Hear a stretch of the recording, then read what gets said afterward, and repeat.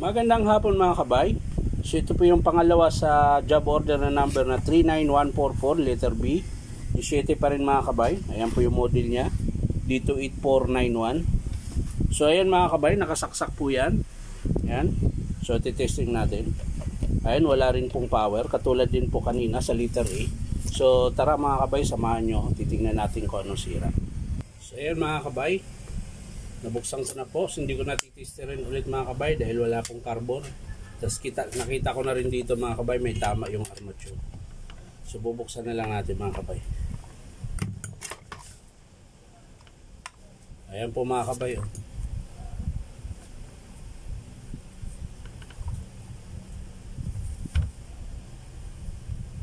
So titingnan natin yung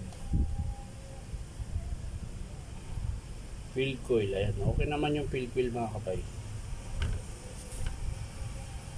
Yung brass holder, ayan. So,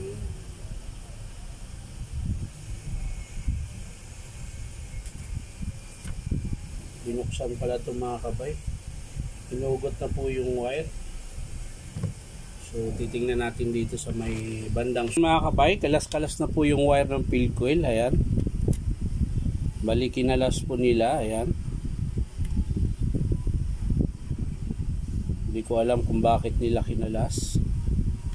Ayan, so ang nakikita kong sira dito mga kabay, armature. Yung field coil niya mga kabay, pwede namang ihinang. Putol din. Ayan, so field coil, yun nga lang, yung switch nya wala na pong Logitech. So titester natin yung switch mga kabay.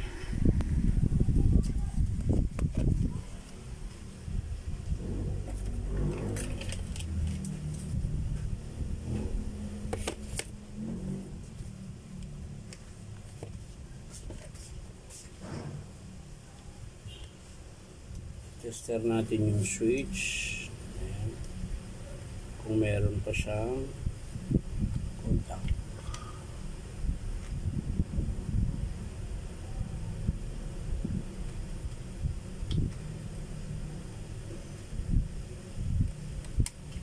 So yan mga kabay, wala na po siyang contact. Ayan.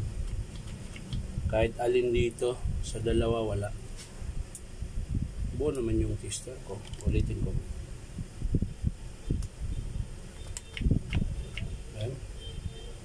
Yun, nakarekta siya dyan. Yun, wala talaga mga kabay. Dito nag short siya dito mga kabay. Hindi ko pa nga pinipisil yan. Nag-uon na siya kaagad. So ibig sabihin shorted na to mga kabay. Sa kabila wala.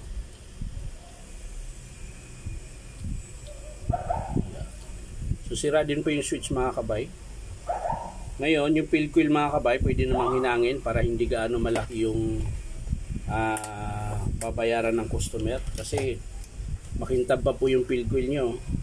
Yan. So ang sira lang niya talaga mga kabay, ito yung terminal. Ayan.